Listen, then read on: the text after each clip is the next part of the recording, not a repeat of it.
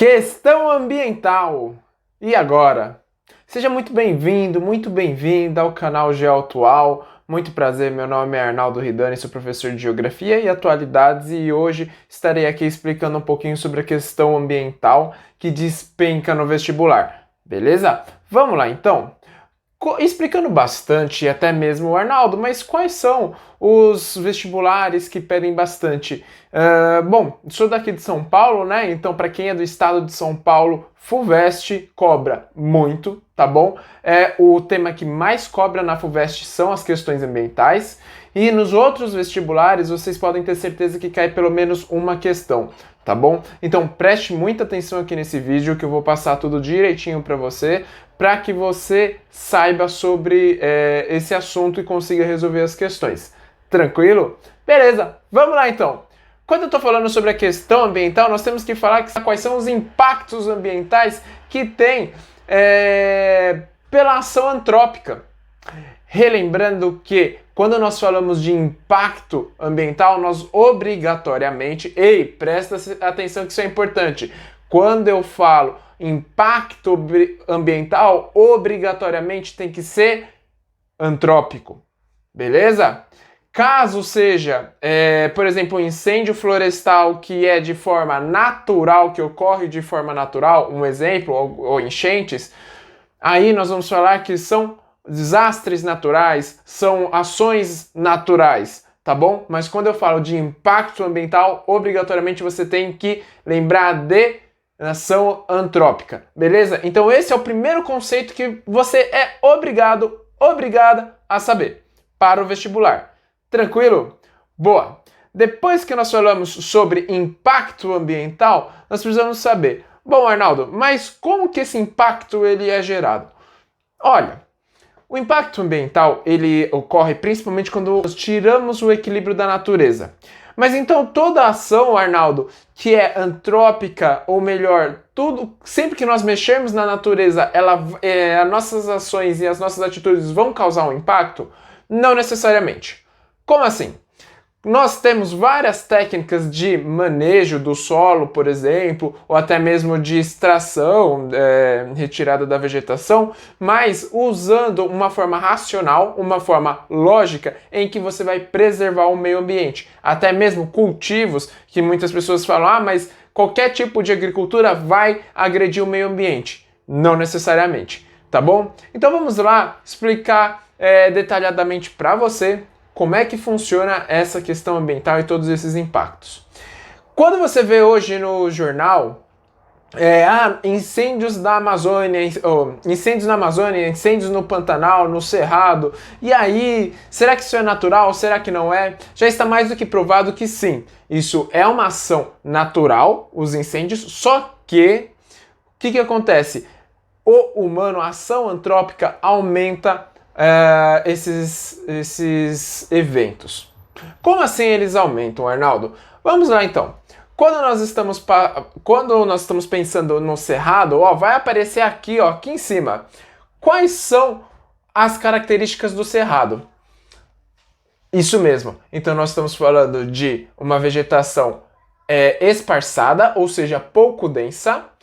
Segundo, um solo muito pobre, muito ácido. Se é muito ácido, qual é a terceira característica que vai ter nessa vegetação? Os troncos são retorcidos.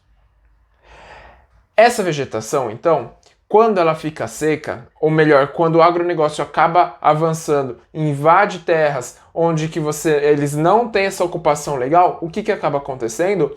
Então, você vai ter um aquecimento muito grande da região, da localização, tá bom? Por que esse aquecimento?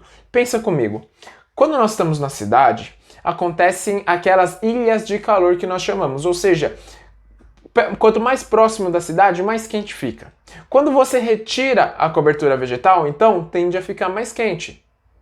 Assim como se você vai a um parque, né? Dentro do parque é mais fresquinho, quando você sai do portão de um parque, já fica mais quente. Assim acontece também no centro-oeste brasileiro. Quando você pega, por exemplo, um cerrado que é maior ocupação do agronegócio, o que acaba acontecendo? Você retira a cobertura vegetal nativa, você coloca o agronegócio, coloca boi, coloca gado, você coloca soja, trigo, soja e milho principalmente, né? Soja é a safra e o milho é a safrinha. E o que acontece? Quando nós paramos para perceber que a temperatura aumentou, vai ter uma escassez de água no estado líquido. Por quê? Você já não tem a vegetação para promover a evapotranspiração. Acaba secando o ambiente. Toda a cobertura vegetal, então, ela vai ficando mais seca. Sabe o que isso implica? Qual é o maior problema? Olha aqui, ó. Olha aqui de novo. Exatamente. A vegetação seca, ela vira combustível. Vira combustível para gerar o incêndio. E isso é muito sério e vai cair no vestibular. Porque geralmente isso acontece para quê? A vegetação ela costuma pegar fogo para repor os nutrientes no solo. Porque fica seco, cai um raio e vai causar um incêndio. Isso é normal. Desde que, ou melhor, a natureza ela consegue se autorregular para que seja um incêndio breve, para que não tenha uma coluna de fumaça enorme. Só que o que acaba acontecendo então? Essa coluna de fumaça que nós vemos hoje no Centro-Oeste não é tão pequena assim, é muito grande. Além disso, nós temos elevações muito grandes de temperatura. De 2019 a 2020 tem aumentado cada vez mais em relação a 2018. Dos últimos anos tem aumentado muito. E olha só, quer outro aspecto que vai cair no vestibular? Eu acabei de falar sobre a Amazônia, né? Pantanal. Pantanal é uma área que inunda. Deveria ter água, só que por que queimou tanto? Porque veio menos água para o Pantanal. Ficou mais seca a vegetação. Mas por que ficou mais seco? Porque não estava tão úmido, Arnaldo? Vamos lá então. Presta atenção aqui que é importante. Ei, você! Vamos lá. Olha só. Quando nós estamos pensando em um ambiente que recebe muita água, automaticamente essa água ela tem que vir de uma área mais alta, certo? Que área mais alta é essa que vem a água para o Pantanal? Do Centro-Oeste brasileiro. Então, se desmata o Centro-Oeste brasileiro, automaticamente o Pantanal Mato-Grossense também recebe menos água. A vegetação fica seca e acaba acontecendo os incêndios. Quer um outro ponto? Olha só que legal é esse que eu vou te falar. Triste, mas que vai ser importante para a sua aprovação no vestibular esse ano. Sabe a Amazônia? E aí, a vegetação da Amazônia? Ela é enorme, tem um porte muito grande. Por ter essas características, né? Ou seja, a vegetação, a floresta ela é latifoliada, higrófila, você tem solos ricos ou pobres? O que você acha? Quase que eu dei spoiler. Pensou aí? Bom, Arnaldo, a vegetação é densa, latifoliada, tem uma biodiversidade muito grande, é higrófilo, então a Amazônia, o solo da Amazônia obviamente é rico, né? Não, não é rico. Assustou? Não, o solo da Amazônia é pobre. Por quê? Porque chove muito. O solo da Amazônia é pobre e só o horizonte O, que é aquela superficial, né, é que vai nutrir. Ah, tem alguns conceitos aí que você não pegou? Não esquenta a cabeça que eu farei vários vídeos, né, que explicarei melhor, tá bom? Bom, é isso a aula de hoje, então eu expliquei bastante sobre esse impacto ambiental, principalmente nos incêndios. Nunca se esqueça que nós temos outros, por exemplo, o efeito estufa, que é causado pela ação antrópica, né? É o aumento da temperatura no globo terrestre como um todo, e nós temos culpa. Além disso, tem a chuva ácida, que pela queima de muitos hidrocarbonetos, nós vamos ter o pH diminuindo da chuva, da água da chuva diminuindo, né? E aí, isso é muito importante vocês saberem porque acaba corroendo muita vegetação, muita plantação, muitos objetos na cidade, tá bom?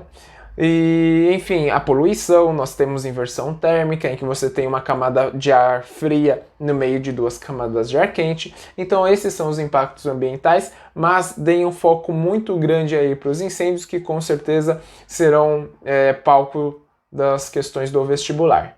Tranquilo? Bom, muito obrigado por assistir esse vídeo. Tamo junto, espero ter ajudado. Se você gostou, dá um like. Não esquece de compartilhar aí com seus amigos e com suas amigas, porque o objetivo do canal é justamente democratizar o ensino para você passar no vestibular e todos os seus amigos e amigas. Tá bom?